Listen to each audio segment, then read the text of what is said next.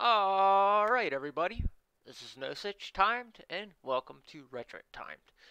And in this video today, there's a rare gem from the Game Boy Color era I'm going to talk about here. This is one of my more favorite games I played. Um, I enjoyed a good bit of it. I never got to finish it, but I enjoyed it for what it was. And that game is, and let's just get into it. Alright, so we have a game, it's called Pokemon Pinball. Now, I enjoyed this game growing up, and you see there's two types of pinball machines. There's a red one and a blue one, insinuating and directing itself back to Pokemon Red and Blue, of course. Now, I am not very good at pinball games, but this is one of those ones that, like, I just enjoyed.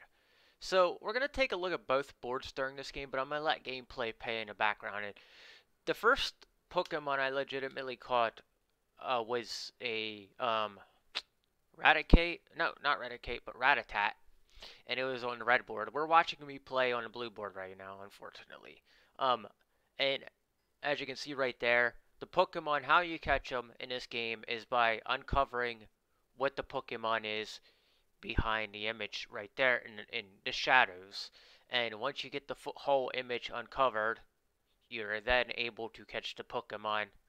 And on top of it, to catch the Pokemon, you have to keep hitting the shoulder up top, and they will add points to the shadowed Pokemon, and then unveil what that Pokemon is. As you can see, it's a Drowsy right there. So I caught like two Pokemon, and you're gonna see that during this review. And then I actually evolved him, so you're gonna see that going on here soon too. But the game is a lot of fun. For being a simple Game Boy Color game, it's a lot of fun. And we'll go into statistically what they rated it, but this is one of my favorite games from the Game Boy Color era. Um, I'll have my individual pick on games that just nobody plays, and then sometimes I will talk about them. Um, but this is one of those ones I really, really enjoyed. I liked the original Pokemon games, but I enjoyed this one a lot more. I had a lot more fun with this one, and I don't know what it was. I don't know if it was the challenge or the simplicity that kept me going. And catching them is a little bit more complex than playing regular Pokemon, so maybe I enjoyed the challenge. But let me speed it up a little bit. So as you can see there, the ball fell down. It keeps track of like a regular pinball machine. The button setup was genuinely easy, so I want to fast forward to the point. So as you can see, I'm getting EX right there. How this happened is I went into Slowpoke's mouth to get this to work. Now you can see I'm collecting EX to level my guy up and make sure that he is going to evolve. And you're going to see that here shortly. So let's see if I can figure out where it is. All right. So as you can see there, going back, I collected all the EX. Now I have to put the ball into the slot. And I really enjoyed this. It's an average pinball experience with the twist to it, and you're catching Pokemon. There's nothing more fun than playing a pinball and then something else on top of it. I enjoy pinball games on the actual, we don't see many pinball machines anymore. So for me to, take a digital version and experience it is great.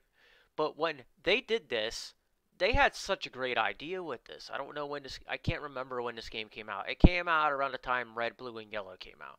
So as you can see, here's the bonus, and all you gotta do is hit me out, and coins will pop out. And then you have to make sure the ball doesn't go down, and you collect the coins. But when you collect the coins, your coins will go missing once the ball drops back down. So as you can see, that's what's going on right here. You have a very short time of doing this.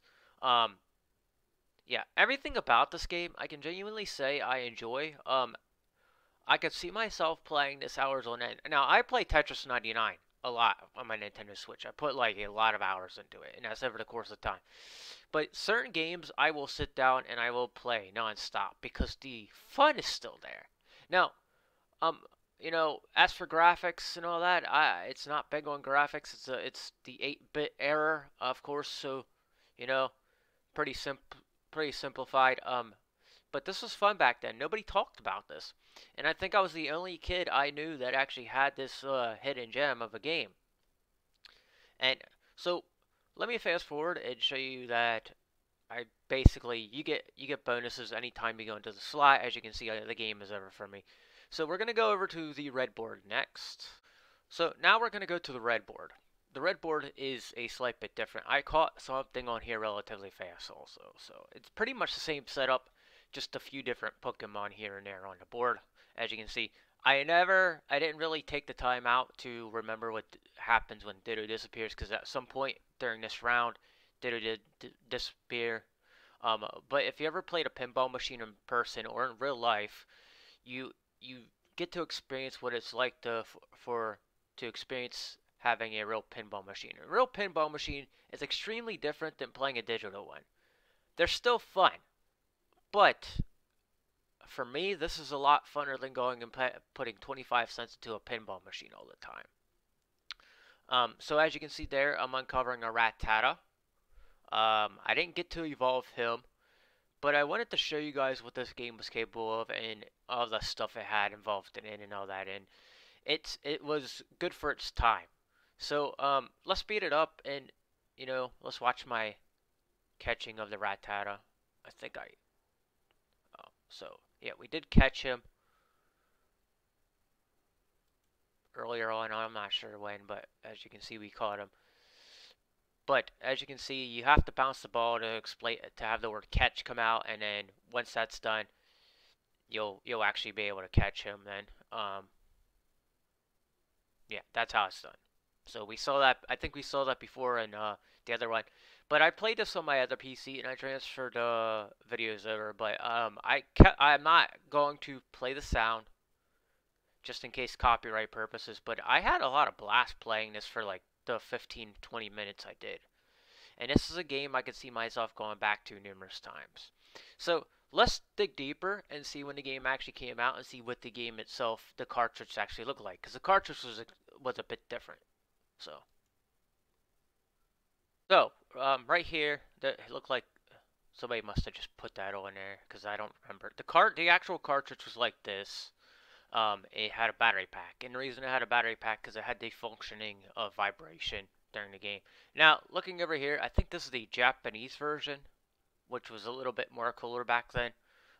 Cover the box right there, and then they actually took this like series to the next level and reintroduced it in later versions of it. So, I think this came out later on after the regular Pokemon game. So I suggest going to give this a try, and I guess it depends who you are, but I really enjoyed this. This is I got this from somebody a little while ago, and I must have lost it along the way or something, but I don't have it anymore. And if I could get my hands on it, I would let it sit as a collectible and just leave it be, because it was such a great game, and the nostalgia was still there. The nostalgia was there. So let's check.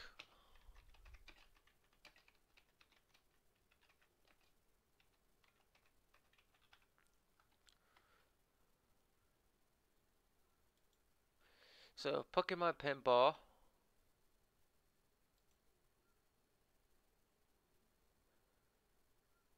Wrong thing.